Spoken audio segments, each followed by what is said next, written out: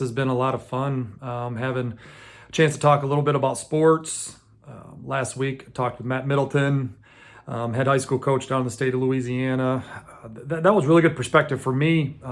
As I've said on every one of these episodes, high school coaches at any sport really are the first level of athletic connection to any student athlete, any parent, anybody involved in the athletic process. So it was just really fun to kind of get that perspective and hear some of the things that they're saying. On this episode today, I'm going to be joined with Jake Riepma from 97.1 The Ticket. I've known Jake vaguely through some of our interactions over the last couple of years. He's also the host of a podcast that covers the GLIAC, which is a league primarily based in the state of Michigan. It's where I played. He played at actually a rival school, so it's going to be interesting. You're going to have a Saginaw Valley Cardinal interviewing a Northwood Timberwolf. Never thought that I would see the day where that happened, but Jake's going to have great insight. And the thing that's going to be really fun with Jake is he's going to be able to talk a little bit, maybe more about the higher levels, professional sports. That's what he covers. That's what, I would consider 97.1 The Ticket a major sports news media. And that's something I've talked about here. I've been kind of critical. I'd like to kind of talk to Jake a little bit about his perspective. So that's going to be awesome coming up here in just a few minutes, talking to Jake, hearing his perspective. When you look at it, I think kind of from the higher levels, when, this is a radio station that covers the Pistons and the Tigers and the Lions, all the major sports throughout the day, 24/7 news cycle is what I've touched on before. So there's a couple of things I want to talk to him about, but also what was really important is Jake's father was the head football coach at Northwood University for a long time. Jake's dad, Pat Riepma, is the all-time winningest coach at Northwood, ran a strong program. And I think getting that perspective of what kind of an influence that has been on Jake and where his life is today, obviously not just as his father, but also, again, as far as seeing his dad be the head coach of a college program that was always very good, always in the national playoffs or in the playoff picture all my years when I was playing, and he just did a really phenomenal job there. So kind of getting that perspective, maybe taking it away from obviously his dad's had a great impact on his life, but getting a chance to hear from Jake about what his dad's role as a college football coach had on him in his career today. That's going to be a lot of fun. So that's coming up. The second topic that I want to talk about after the interview with Jake is really going to be an important one to me. It's kind of what's going on in the Big Ten in sports today with the reaction to the pandemic. So that's going to be something to follow up with. I'm very excited to talk about that. I think it's extremely controversial topic, in my opinion, and I don't know if I'll make any friends off of that topic or make anybody happy, but there's some things that I want to cover on it and give you, the listeners, anybody that tunes in, a chance to kind of formulate your own opinion on it. Regarding this first portion, I wanted to talk about participation medals. It's something that I never thought I would have talked about. It's something that I think is very important in this day and age. It's a little bit of a hot topic in sports when you talk about, the state of sports and what's going on, and especially with youth, is participation medals. They get thrown around a lot as a kind of a hot topic to talk about. And I have a little bit of a conundrum to be completely honest with you. 10 years ago, my comment on participation medals would have been a lot different than they are today. I have two children. I have a 10-year-old, I have a 7-year-old. And the topic of participation medals is very, I think, legitimate. It's a conversation. It's something that we should really talk about. Matt talked about it last week in the interview, that everybody gets a medal nowadays. Here's the challenge that I have to everybody, and this is where I think it's a topic that it can go both ways, which is what I like to discuss, where it's not just clear cut. There's some things in life that are just clear cut. This one is something that I don't in regards to sports. I have a 7-year-old, I have a 10-year-old. They've been given participation medals in the past. Mostly my son playing some of the sports. My daughter's more into, jazz and lyrical dance. But the reality is, we also have a participation issue in this society. Okay, so you've got the balance of everything in America and society is about winning. Unless you win, you shouldn't get a trophy. And I think there's a valid case to be made for that. But then we have a participation issue in sports. People talk about football having a participation issue in youth sports. So how do you bridge that gap? Where do you go to find kind of the middle ground to say, okay, we want to continue to foster participation in all sorts of sports, but then at the end of the day, we don't want to give rewards for kids for just participating, because life isn't, as you get older, life isn't just about participating. When you become a, employee, or you own your own business, or anything that you do in life, in sales, it's about the sale. You don't get a medal in sales. I work in sales. You don't get a medal for a good job. You get rewarded for people buying your product. So there is true value to that. But at the same time, we want kids playing sports. One of the big things that I think needs to be talked about in unison with participation medals is sports, specification, or sport specific training. We've become a society of adults, not kids. We've become a society of adults that tells a lot of kids that you can only play one sport. And then we wonder why there is an argument for participation medals, and then there's an argument for the fact that they shouldn't get medals if they don't, or if they do participate. But then at the same hand, we have a participation issue. I think it's a really tough balance. We're out here telling our kids at such a young age that you have to focus on one sport. And I can't, again, speak to every sport. I have been involved with football my whole career, played basketball, played soccer when I was younger. I played 1 year of Little League Baseball. Wish I would have played more. So it's hard for me to say which sports do you need to be sport specific to, and which ones can you play multiple. The problem always comes into the adults that are advising these young individuals. Okay, if I have a young individual that I'm advising, the first thing I'm going to say to him is, you're going to probably land, whether it be in college or not playing college athletics, whether you're going to land and be a professional athlete regardless of what you do. Okay. And I hate to say it doesn't matter, because what you run into is you run into so many businesses now that are formulated on working with young student athletes. I mean, I have a business that I work as a navigator, as an educator, to try and advise families on the recruiting process.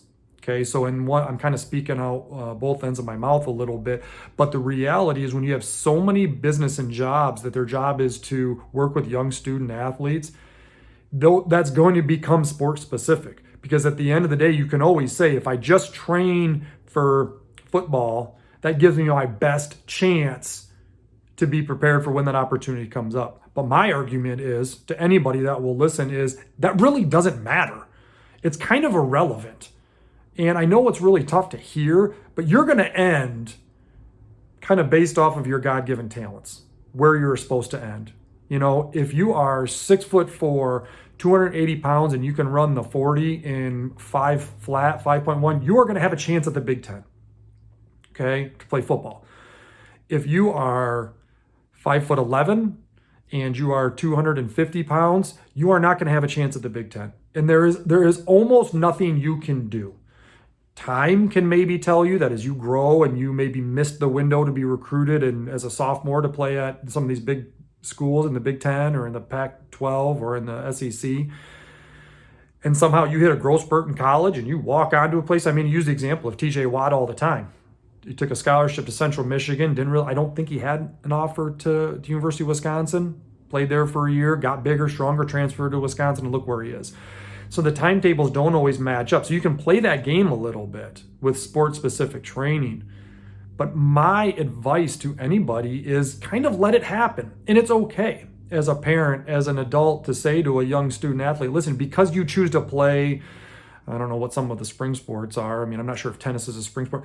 If you play tennis or if you wrestle, it does not mean that that lessens your chance to play in the Big Ten. And I don't know if that message is really being thrown out there. And that's, again, where you talk a little bit about the participation trophies and the participation issues. If my advice gets a young student athlete to play 3 sports, which I think is great in high school, which I think is great at a young level, okay, maybe even before high school. If my advice gets that young student athlete and that family to say it's okay for my son or daughter to play multiple sports just because they enjoy it, because they have friends that maybe play volleyball when she's a really good basketball player, or play soccer when she's a really good softball player. I don't know if those sports seasons always match up. You know, maybe that's not doable from a time standpoint, but let's say they're on opposite seasons. I just don't think it's going to stop you from getting the scholarship in the sport that you're best at, or giving you the opportunity to play at a next level.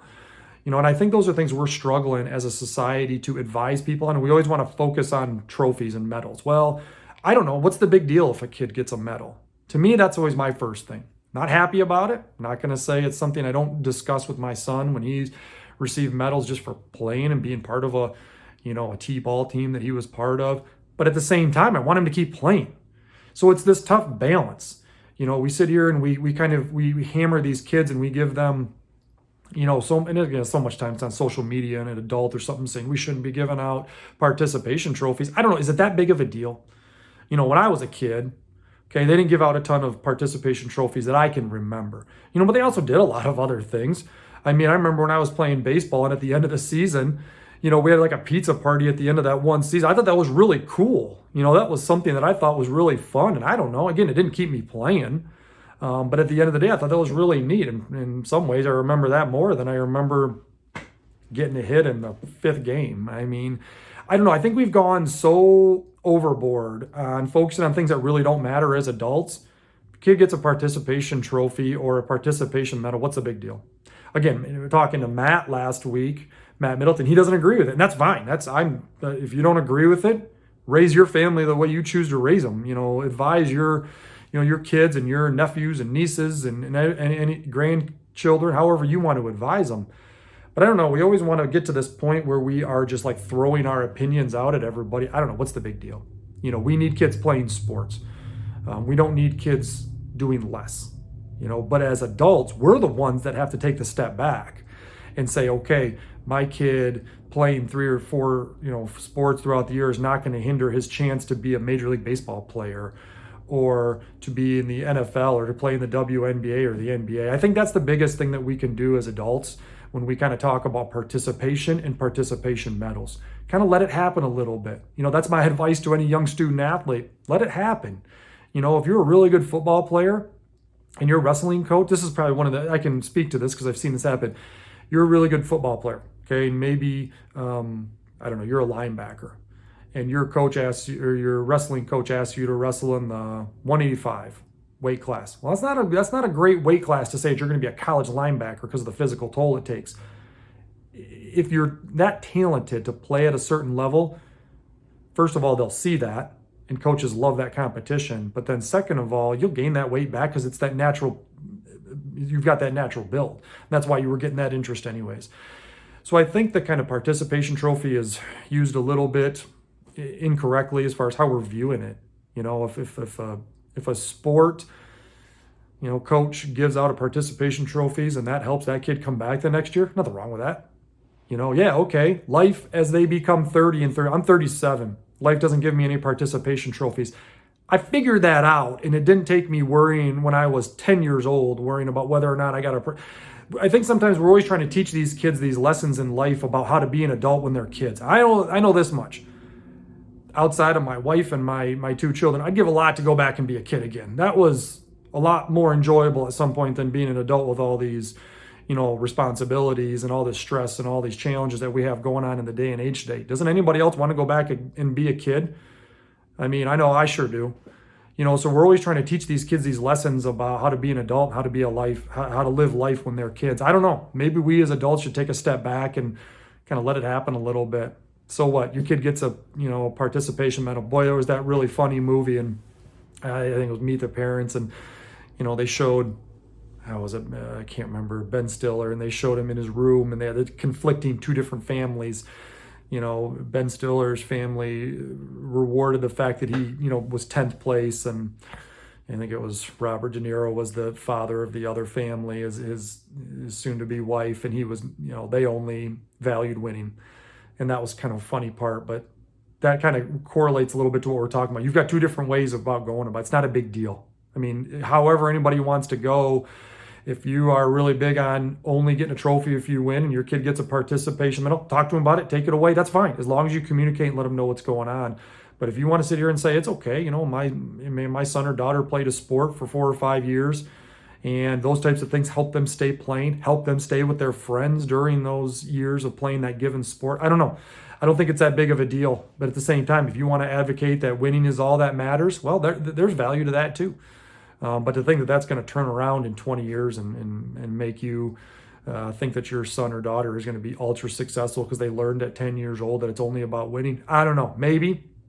So I guess I'm a little bit more on the side of give them the trophies, give them the medals. Who cares? If somebody wants to spend their money to try and invest in your young student athlete continuing to play sports, I don't know. To me, that's not a big deal. I think we make way too much of it as adults, in my opinion. Is it something that needs to be addressed? Absolutely. I do think it's something that needs to be addressed. I think trophies for, just being a part of the team, no. Do I think they should get them? No. But at the same time, I don't make a big deal about it. But we need participation in sports. You know, do I think esports and that stuff is really cool? Yeah. I mean, we always sit here and talk about, technology is really important. Kids are going to grow up and they're going to use technology to enhance this world. So esports and kids playing video games, those things aren't the worst thing ever, but do we need them sitting on a couch for, 5 hours a day on a weekend, sitting there watching YouTube and TV? Well, I don't think that either. It's that fine balance. We need kids out there just running around, letting them play and just enjoying being active. But at the same time, to sit here and tell a kid, it's the worst thing ever to get a participation medal, I don't think it's the worst thing ever. Again, Matt talked about it last week. I think his stance on it is right because that's his belief. So think about that stuff as we're kind of working with our young student athletes moving forward. So coming up next, interview with Jake Riepma. I'm excited. I probably talked too long on this segment here because Jake is a talker. Jake's going to rival me for how much he can talk, so this might be one of our longer episodes, especially I don't want to cut Jake off because I think he's going to have great perspective, talking a little bit about the sports today and how they've changed from our time of playing, but also kind of hearing a little bit of his perspective about seeing his dad as a college football coach, seeing his dad as his father, and kind of putting those two things together and what he's learned from obviously all that and kind of where he is today. So really excited to talk to Jake next. And we'll talk with him just here in a few minutes. Joined now with Jake Riepma. Jake works for 97.1 The Ticket. We were just talking. I always do this off air, Jake, and try not to critique me too hard. But you're a big time radio worker at 97.1 The Ticket. I've heard you on the show. So here I am, lowly podcast guy, interviewing the big time 97.1. I got to cut you off there, man. I got to cut you off. Did you hear anything I said before we went live here? I mean, no, there's no big time star. We're just a couple of guys hanging out and having some fun. And seriously, thanks so much for having me on today. It'll be a lot of fun. And it's great to talk with you. I've really enjoyed getting to know you a little bit more here recently and just sharing some stories and a lot of things that we have in common. Right, Jake. You also are the host for the GLIAC Football Weekly podcast that goes out. Obviously, the GLIAC is not currently playing, but we're looking forward to that resuming and you getting up and running. So you've got a great connection both to the GLIAC. I talked about it in my first segment. You played at Northwood, played for your dad, who's the all-time winningest coach at Northwood. He played there from 2011 to 2015. So I actually coached against you. And you probably made a bunch of plays that forced us to run, different plays we didn't want to, so we have with us a legend at Northwood. No. You remember me because you guys were probably game planning. Go at him. That's where we can have success. Well, we may have tried. It may not have worked too well. Those are always some really tight contested games. But, I'm really excited, Jake, to talk to you, kind of get your perspective on two things. We were just touching on it. Your time at Northwood, playing for your dad, playing for a legendary coach, seeing both sides of that.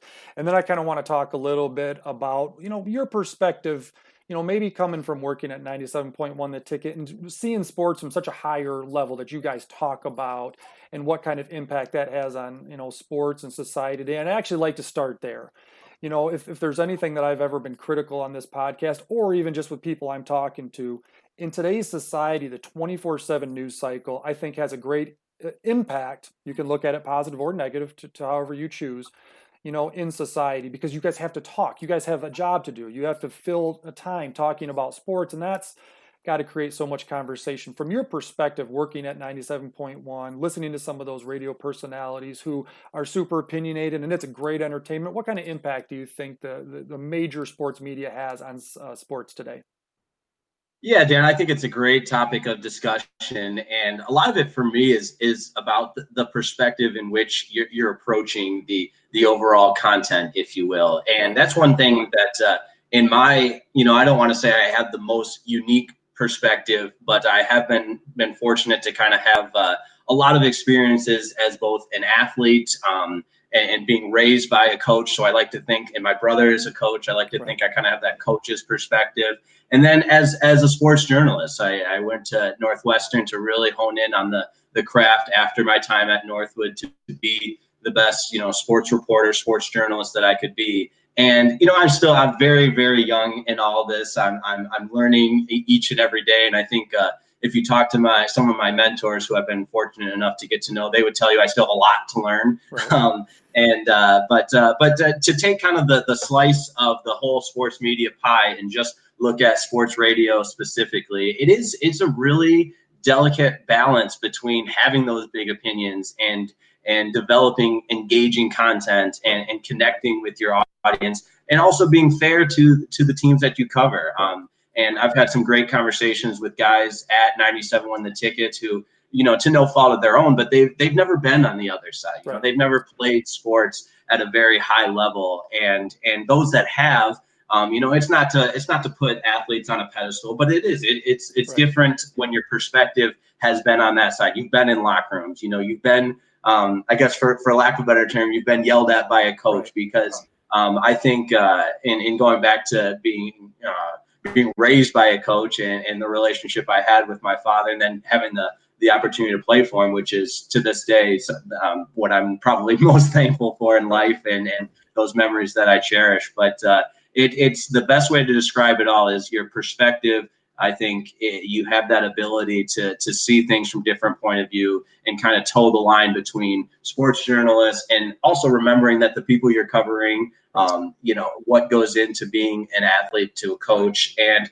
I try to use that to my advantage and really provide that unique and engaging perspective. And as for the 24-hour, the 24-hour news cycle or sports cycle, I think that I would classify it as maybe a necessary evil. One thing's for sure, it's not going anywhere. Right. I don't think we'll ever go back to when I was a kid. You were probably the same way, where you wait until 11 o'clock right. Sports Center is coming on and you got to see the highlights. Now, if you want to see something now, you go on Twitter. Right. And I think there's, like I said, it's not going anywhere. So now it's about how do we use that in a productive manner and not get consumed by it, which right. is also a very delicate balance. And I find with me, I can get consumed by it. And, right. There's times where I have to take a step back and I don't want to use the term self-care, but kind of take a step back and realize that, okay, yes, sports is going on 24/7. It's important that I'm in the know. It's important that I know what's going on for my job so I can be the best, right. Radio reporter that I can be. But at the same time, you got to keep it together without being consumed by it. One of the things I do appreciate about your station, nowadays you can listen, you can stream from all over the place. You don't have to be in the local area anymore. So I can listen. I used to listen when I was up in Marquette. I listen here. I live in Wisconsin now. The one thing I've always appreciated about the show is, number one, it's an entertainment. Let's not forget what sports and everything associated with it is. It's entertainment. So the radio personalities, I think, do a great job of entertaining. But I also think they challenge and critique, primarily the professional sports, which is what you guys cover. You're talking about professional athletes who have worked really hard to get to this point, but I've also never seen them attack them personally. It's always about their play, or it's always about how they coach. That I'm totally fine with. I think that is right. However, do you see the young student athletes that maybe would listen to that? Do they kind of get that message mixed sometimes? Do they struggle when they hear the strong opinions from some of those radio personalities, when they maybe can't discern the difference between, okay, they're just challenging, the head coach of the Lions as a coach, not as a person, but the young right. Dan, you are spot on. Yeah, absolutely. I mean, you said I was going to critique. This is applause all the way, because you nailed it right on the head there. And I think on the other side of the coin, I think I was guilty of this sometimes in my career. Is if you, let's say you host a show, you reach out for feedback on it, and I would take things personally if people didn't necessarily like my content. Right. And it's all about trying to become the best version of yourself. And I think that goes for whatever side of the business you're on. And so as an athlete, going back to my player's perspective, I think back to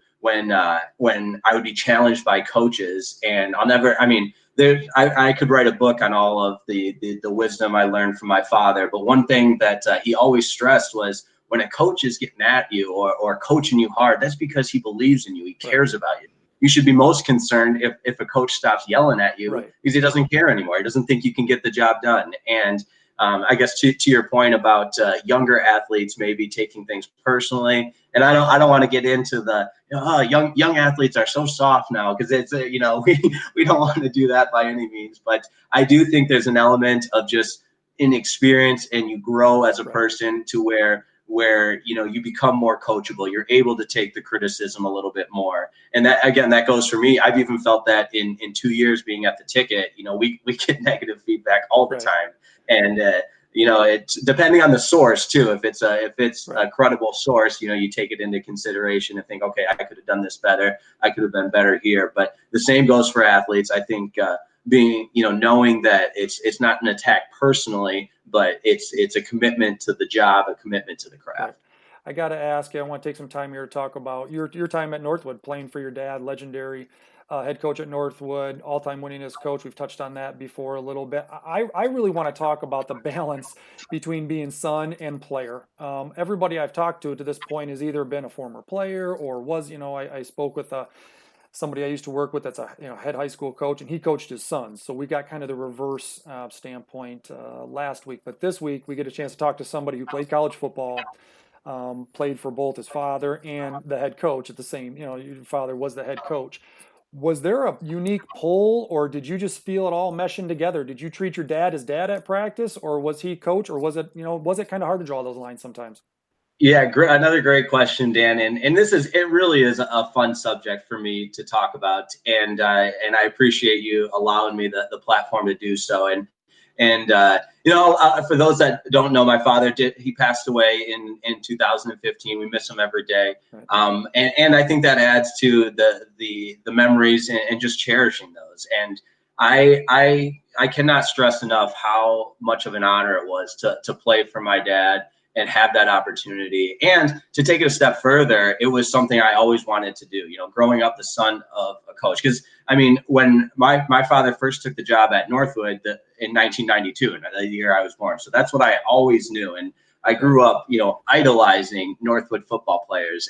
And I saw firsthand the passion that my father had for coaching and the relationships he built with grown men. And, that resonates with you as a kid. And so to kind of fast forward to when it was my turn to put on the Northwood uniform, that was something it was such an honor to me. And knowing that he was at the helm, and to have the opportunity to play for him. And of course we had our times, we had our moments. We always joke about one play in particular that anybody that's watching, that's heard this story, knows exactly where I'm going. I told it at my father's funeral, but one particular play in Canton, Ohio, at the Pro Football Hall of Fame Stadium. One Riepma me had maybe made a little bit of a late hit out of bounds, and one Coach Riepma was not too particularly pleased with me on that. We had a very, very short conversation post game, a one-way conversation post game. I did not do a lot of talking, Dan. I did a lot of listening, but no, those, in all seriousness, I had the playing for my father was something I will always cherish. And I think the best way to describe the dynamics of the relationship was it kind of all happened organically. We did have conversations about separating father and son, but make no mistake about it, he was competitive as hell, and so was I. So we knew that we were striving for success, for the Northwood football team to be the absolute best that they can be. And I knew anything he said to me was for the betterment of the team. It was, it was going back to what we just talked about. It wasn't personal, And I think, and my brother was there at the time as well. So we had the whole family affair going on, and those memories, even little things like being at practice together. But we also had a saying, between the white lines, whatever was going on between the white lines and in the heat of competition, that was you just kind of had that understanding of knowing that we're out here trying to win and doing things the right way. And when we're on the football field, it's no chill, all bets are off, and Right. we're trying to win football games. But then afterwards, we'd go out to dinner, and we'd we that relationship would go back to being father and son. And again, as I look back on it, it was for my favorite years of my life that I'm so thankful to have. And I think if I were to give any advice, I guess, which is kind of silly, the thought of me giving advice, but here we are. I would just say, just to really embrace all of it. I think my father embraced it on his end. I know I did, and we didn't look at it as are we doing everything right and making sure that we don't blur the lines between father and coach. It was, again, I use the term organically because I really do think that it was a very natural process that we just had that agreement, that understanding, and the relationship between father and coach was always just understood for me. Right. Well, I want to kind of ask you, this is going to be a tough question because I'm going to try to have you pinpoint something that maybe you learned in all that time. But there's even coaches on the coaches on the Northwood staff still that are kind of from your father's coaching tree. So things are still kind of continuing there, I'm sure, from a legacy standpoint. But if you had to kind of boil down, what was one of the big leadership aspects or traits that maybe your dad passed on to you, from whether it be a coaching standpoint or maybe father son? What's one thing you can take away from being a college athlete, playing for him and that staff? And again, some of those coaches are still there that really resonated with you, that have helped get you to where you are today. Absolutely, Dan. And this is one of my favorite questions because the answers are still so clearly in my mind. And truthfully, I live it out each day. But my father had pillars that he built his program upon. And those pillars are still to this day things I use in my everyday life. Number one, winners have passion. And that, even at a young age, that was probably the word passion just stood out to me so clearly. And then when I was immersed in the situation of being a part of the Northwood football team, I saw the passion that he coached with each and every day. And in fact, I to tell you a quick story, my first job out of college at from Northwood was not in sports. It was not in sports media. It was a corporate job, and it was a salaried position, and I was making more money than I ever had, but I didn't have the passion for it. And the thought of doing something I wasn't extremely passionate about just resonated with me. I couldn't live with myself. Right. And I knew my heart was in sports media. It was in covering the game that I loved and being a part of a team, in a different sense, but that's where my passion was. And so, it's one thing led to another. Here I am now working in something that I'm extremely passionate about. I think another pillar that my father built his success upon was integrity. And integrity is a very broad term that can be applied to a lot of different things, but it's also very simple. I think sometimes we toss things around. Is this right or is this wrong? And we don't give ourselves enough credit. I think deep down, your gut instincts are going to tell you if something's right or something wrong. And sure, I made plenty of mistakes, and I'm making mistakes each and every day. But I think that having the mindset of conducting yourself with character and with integrity is something that was instilled within me at an early age, and then carried through my time at Northwood. And then another thing that my brother and I use this all the time is the Theodore Roosevelt speech, "The Man in the Arena," and my father stressed that on us. And it's just I encourage anyone to read the speech of the Man in the Arena. But a couple of portions that stick out to me is the credit belongs to those that are in the arena. Whatever your arena is, be in that arena. And if you're a high school athlete, that's your studies as a student athlete first and foremost, but and being a part of that team, you're in the arena. It's very easy for a critic to point out and it's in the speech where the doer of the deed stumbles and falls short. But the speech goes on and says, I pity the soul that knows neither victory or defeat. So you're going to have defeat in life. You're going to have adversity, but that's a heck of a lot better than being on the sidelines and not knowing either victory or defeat. So I use those three pillars quite a bit, both as when I was a student athlete at Northwood and in my everyday life now. And they're all My dad, we'd always tease him. You're taking other people's ideas. They're not always from you. And he'd say, imitation's the highest form of flattery. So Right. I think it's okay to emulate people that have gone before us and really paved the way. And my father's definitely in that category, and my mom too. I mean, God bless her as well. She deserves a lot of the credit as well. Right. My brothers and I joke all the time that our parents put together a heck of a blueprint for us to follow. We have no excuses now, Right. Dan. There's no Right. excuses. The blueprint's out there. Well, it's a great way to kind of end up this quick interview. Your parents were very influential in your life. I got a chance to meet your mom. It was when I got a chance to stop through and pay my respects when your father passed. Got a chance to meet your mom and talk to her a little bit there. But I spent so much time. I played against your dad. I coached against your dad.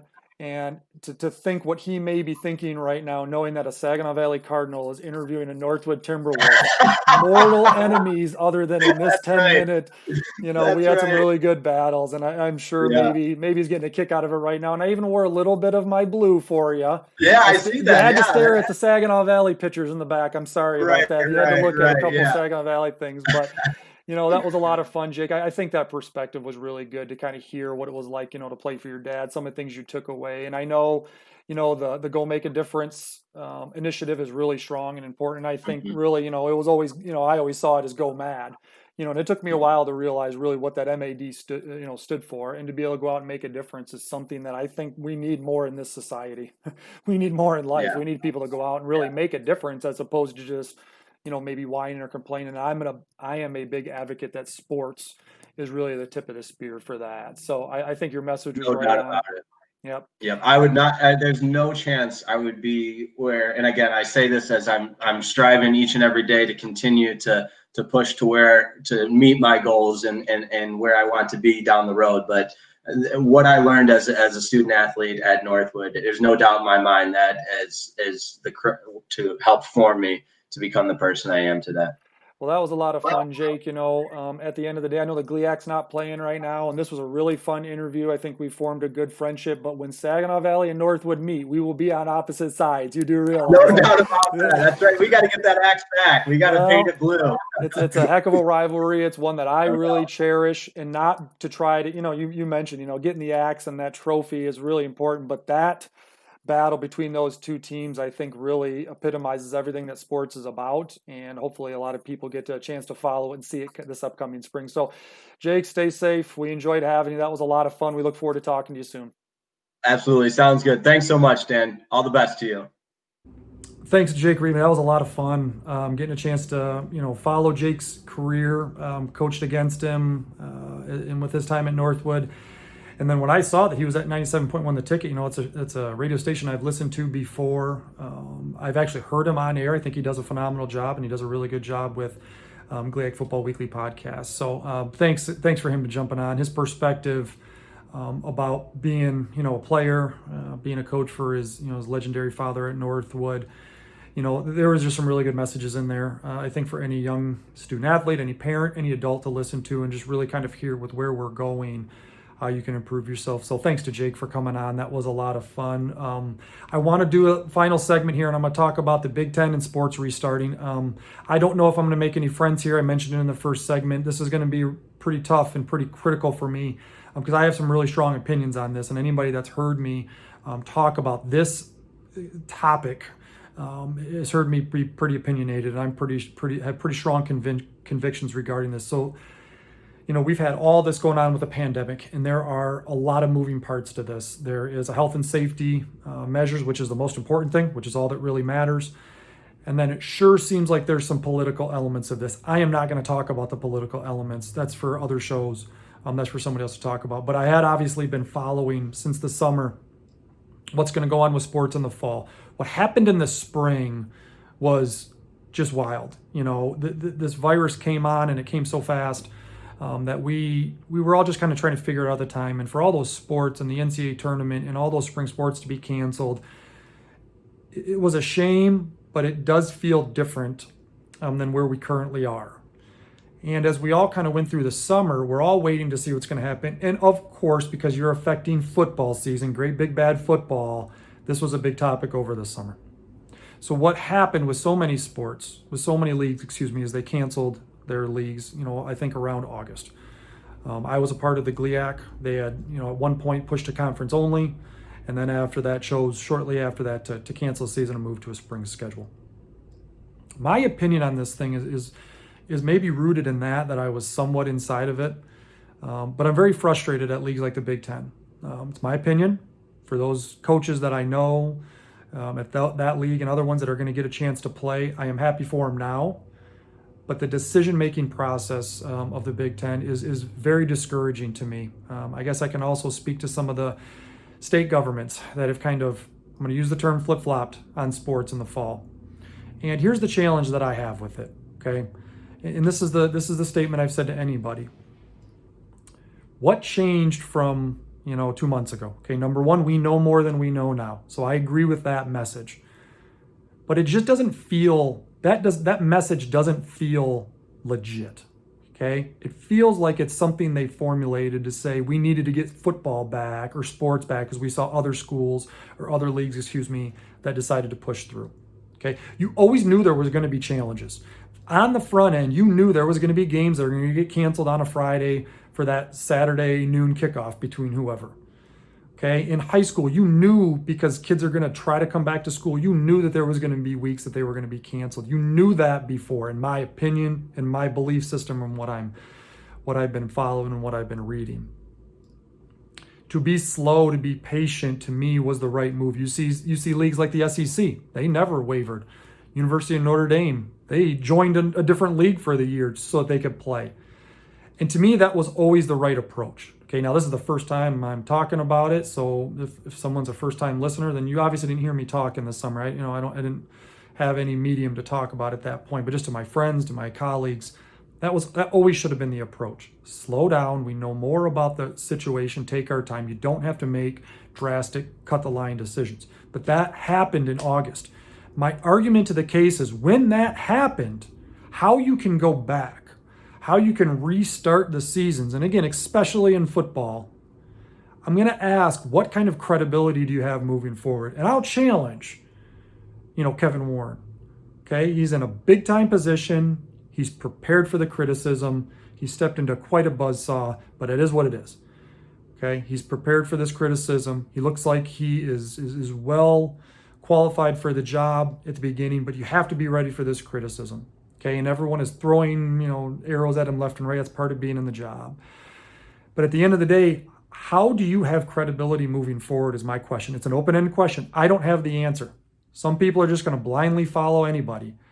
But if you make a decision moving forward, what's to say that we can't just argue or have enough petitions or social media build up to get it changed? And I'm going to throw the same thing at the state governments that are doing it in the high schools. In my opinion, they never should have been canceled in the first place post-summer. Okay, we knew more about the virus. We were more prepared. It's never going away. This virus is never going to go away. It's going to be like the flu and the cold moving forward. It's always going to come back around. So this isn't something where we were like, okay, if we wipe this thing out by August 1st, we'll play. And if we don't, you always knew that it was hanging over your heads that a zero case rate is not possible moving forward, maybe for the rest of eternity, at least probably for my life. Okay, so now to change in the midst of it, the optics feel awful to me, and I'm really disappointed in the leadership, in my opinion. And I know it's easy to say, and we're talking about millions and millions and millions of dollars, especially at the college level. I would have liked to have seen Kevin Warren stay strong. I would have liked to have seen, 8 weeks ago, we said health and safety was at the forefront. We were going to stick with it.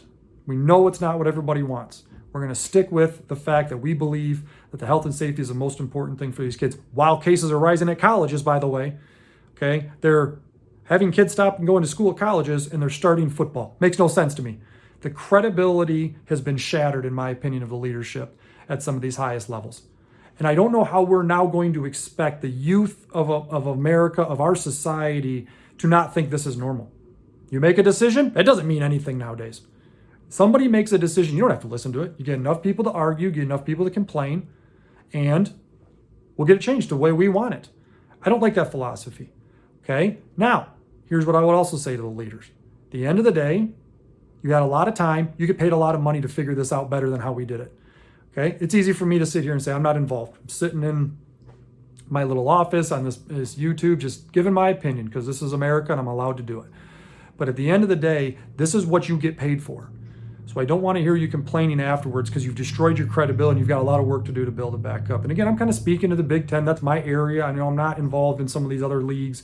I live in the Midwest. This is the league that means the most to me. And then I watch high school sports and their different state governing bodies.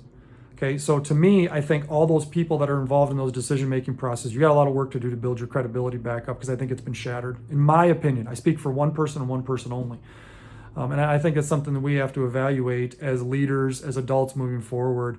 When we make decisions, number one, are we prepared to have those decisions be stood there and be challenged and not buckle just because?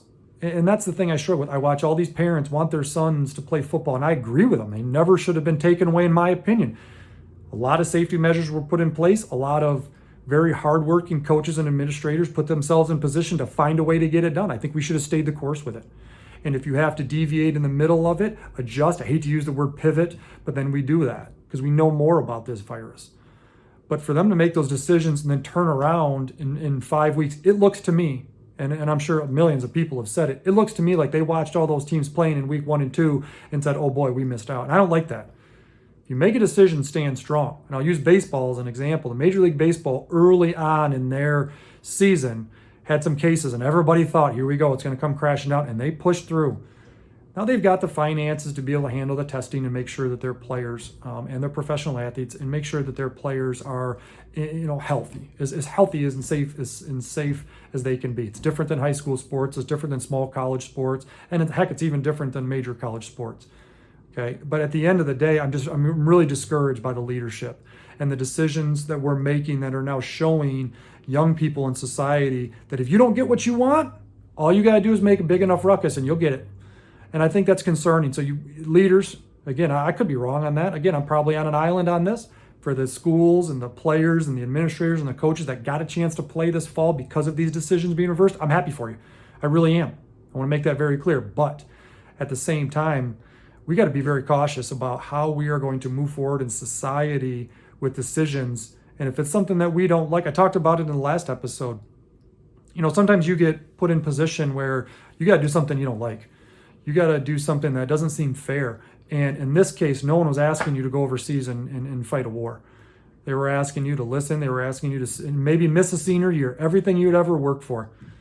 You weren't going to be harmed by it. So I think we've really got to consider where we want to go as society. When leaders make decisions, if we're not going to follow, if we're just going to get mad, then in my opinion, it's chaos. So I think it's both sides. I think as leaders, I'm really discouraged by kind of what happened with the flip-flop. Never should have happened in the first place, in my opinion. These young student athletes and administrators and coaches should have been put in position to make sure it was done safely. They should have been held accountable to that, and then we should have pushed forward. Okay, but at the same time, when you make decisions just to flip-flop like that, I don't know how there's any credibility moving forward with some of these leagues. I don't know how there's any credibility moving forward with some of the things. If someone makes a decision you don't like, you'll get it changed. That's what we've just told everybody. And I'm really discouraged by that. So again, kind of hate to end on a little bit of a sour note, but I thought it was a really important topic. I wanted to talk about it.